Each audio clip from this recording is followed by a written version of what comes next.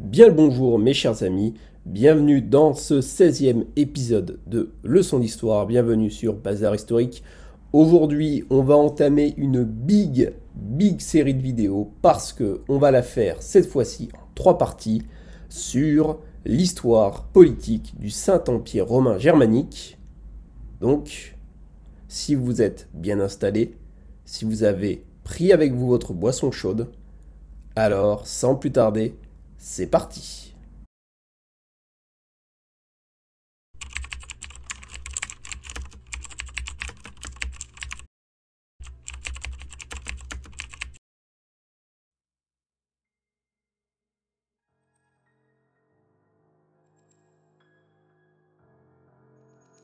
« 476, Rome.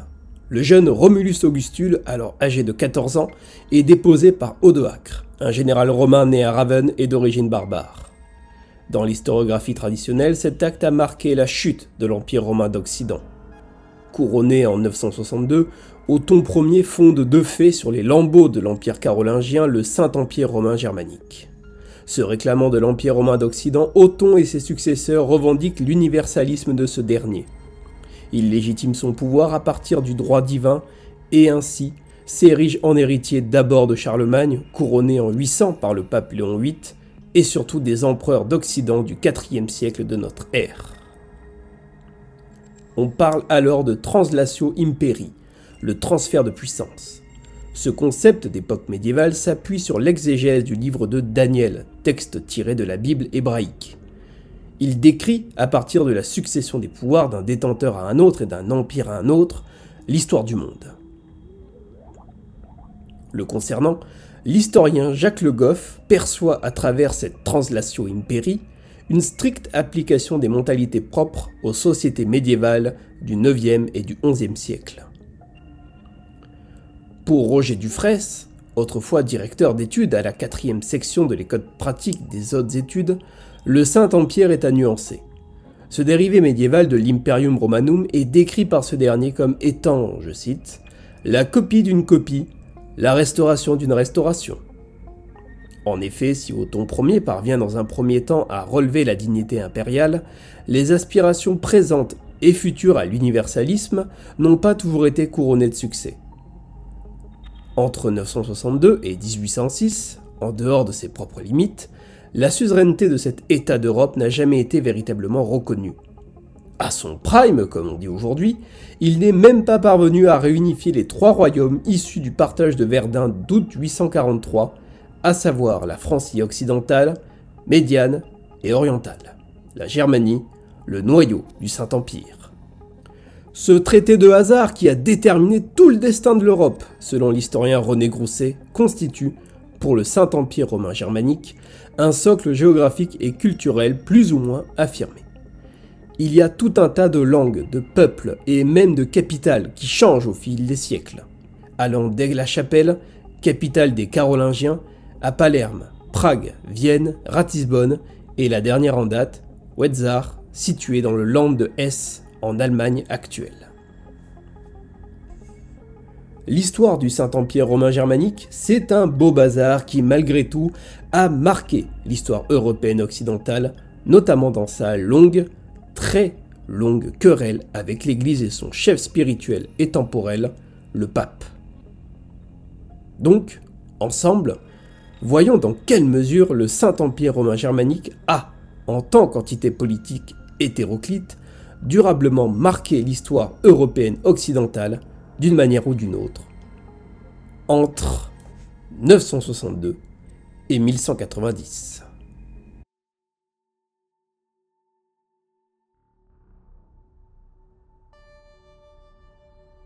Traditionnellement, la date du 2 février 962 est admise comme marquant les débuts du Saint-Empire. En effet, à cette date, c'est au cœur de la basilique Saint-Pierre à Rome qu'Othon Ier, un souverain saxon de l'Est, est couronné par le pape Jean XII. En réalité, il est plus judicieux de parler de la fin d'une vacance impériale qui a duré, rappelons-le, près de 42 ans. Depuis la mort de Bérenger de Frioul, l'arrière-petit-fils de Charlemagne en 924, la dignité impériale était tombée en déshérence. Ainsi, pour les contemporains de l'époque, Othon Ier apparaît non pas comme le fondateur d'une nouvelle entité impériale, mais le simple héritier de la dignité carolingienne. Les Ottoniens, ou en allemand Liudolfinger, de la noblesse saxonne, descendent du comte Liudolf, né a priori vers 805.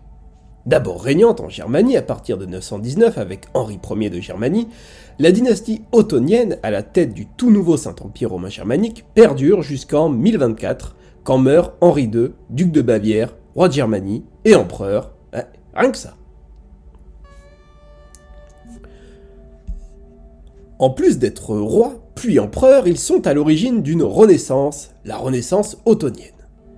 Héritier direct de la Renaissance carolingienne, bien que plus limitée, en plus d'être roi puis empereur, ils sont à l'origine d'une renaissance, la Renaissance ottonienne.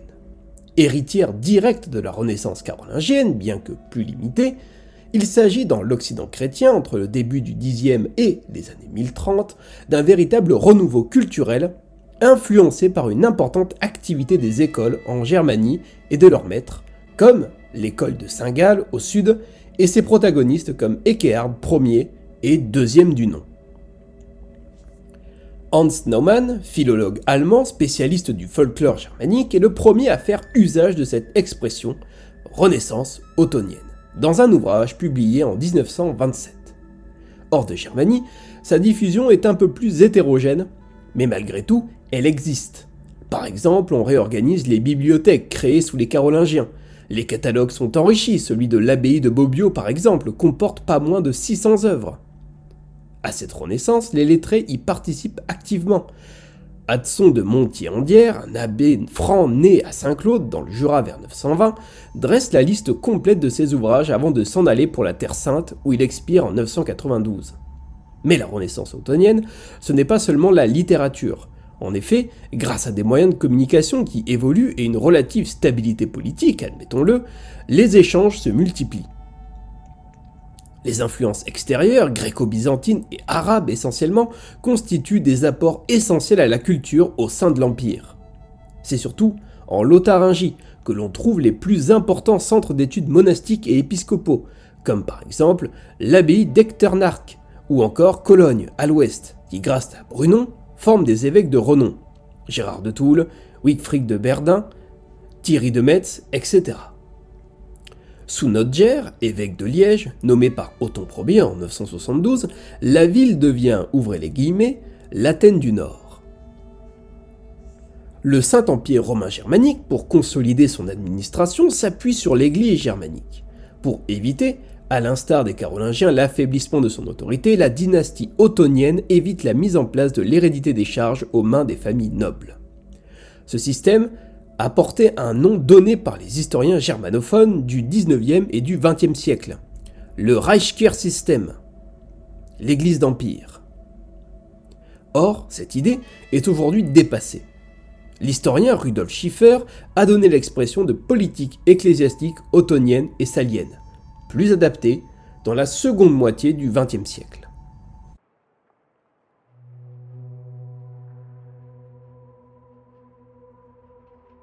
Si le clergé germanique avait apporté son soutien à Othon Ier au cours de son règne, grâce aux évêques et aux abbés, le Saint-Empire romain germanique, au XIe et au XIIe siècle, entre en querelle avec Rome et les souverains pontificaux.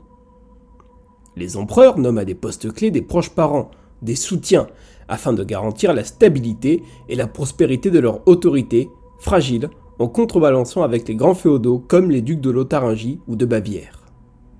Cette investiture par la crosse et l'anneau, spirituelle donc, était monnaie courante. Mais en 1049 débute avec le pontificat de Léon IX la réforme grégorienne avec des guillemets.